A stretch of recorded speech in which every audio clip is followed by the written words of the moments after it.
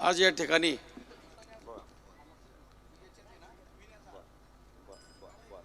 आपल्याला सर्व शेतकरी बांधव, गाडा शौकीन आणि मन्या बैलावर प्रेम करणारे असंख्य मन्या बैलाचे चाहते, मन्या बैल जाऊन मला वाटतं 2 वर्ष झाली। हे द्वितीय पुण्यस्मरण आपण या ठिकाणी आदरणीय संपूर्ण महाराष्ट्रभर नावाजलेला वारकरी संप्रदायातला हिरा आदरणीय हरिभक्तीपरायण निवृत्ती महाराज इंदोरीकर यांच्या कीर्तनाने हा कार्यक्रम आपण संपन्न करत असताना असंख्य वारकरी संप्रदायाचे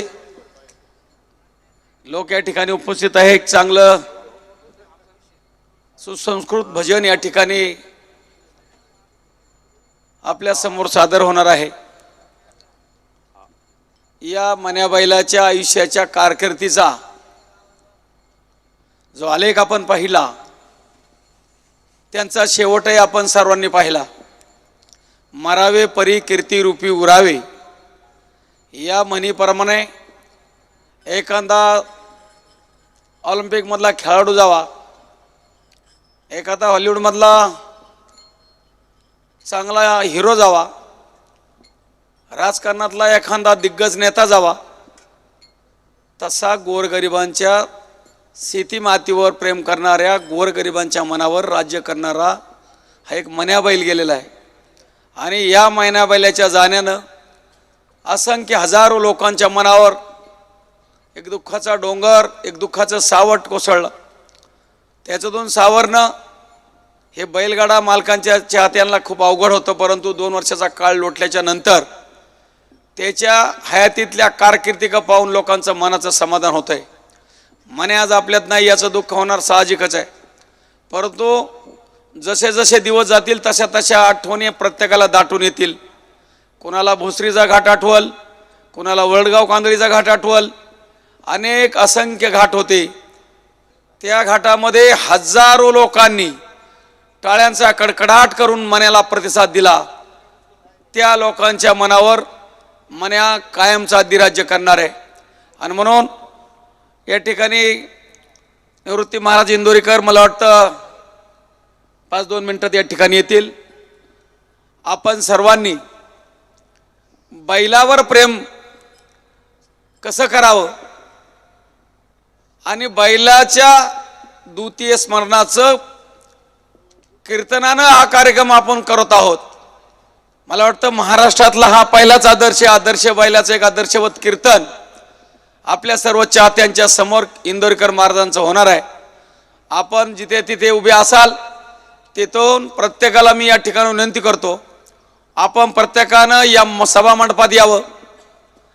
चांगली बसण्याची व्यवस्था आहे, सावली चांगली आहे, म्हणून सर्वांनी या ठिकाणी यावं, बसावं, या प्रवचनाचा आनंद घ्यावा। मन्या बैलावर प्रेम केलं तसं जवळेकर परिवारावर सुद्धा प्रेम करा। आणि म्हणून या ठिकाणी तुम्हाला विनंती करतो, सर्वांनी या मंडपात यावं आणि बसावं। जवळेकर आणि मन्या बैल त्यांच्या बरोबरीला ज्यांनी ज्यांनी सहकार्य केलं, त्या बैलाच्या पळणाऱ्या बैलाच्या सुद्धा मालकाला एवढा आनंद झाला असा का माझा बैल मन्या बैलाबरोबर पळाला। मग त्यामध्ये असंख्य बैल आहेत। वरपे मामाचा हिरा पळालाय, संदीपराव बोक्षांचा बलमा पळालाय, ब्रिजेश धुमाळचा झेंड्या पळालाय, राजू वाकचौऱ्यांचा चिक्के पळा। असंख्य बैल या मन्या बैलानं बक्षात पात्र करून ठेवलेत। त्या कुटुंबाप्रती सुद्धा मन्या बैलाचा हा आदर्श त्यांच्या डोळ्यासमोर राहणार आहे। आणि म्हणून जे जे लोक या ठिकाणी आलेत त्यांचं स्वागत करणं हे जवळेकर परिवाराचं कर्म प्राप्त आहे। राजू शेठ जवळेकर हा किती मोठा आहे, कुठल्या कुठल्या पदावर त्यांनी काम केलंय हे तुम्ही आम्ही सांगण्यापेक्षा हजारोंच्या संख्येने उपस्थित असलेल्या बैलगाड्याच्या घाटात फायनलच्या टायमाला 10-10, 20-20 हजार लोक उपस्थित असायचे। त्यावेळेला मन्या बैल सांगायचा कमी राजू शेठ वसंतराव जवळकर सभापती यांचा बैल आहे. बैलाकडून मालकाची ओळख होत होती, मालकाकडून बैलाची ओळख नाही झाली बांधवांनो. बैलाकडून मालकाची, गावाची, तालुक्याची, परिवाराची ओळख व्हायची. असा हा मन्या बैल आपल्यातून गेलेला आहे.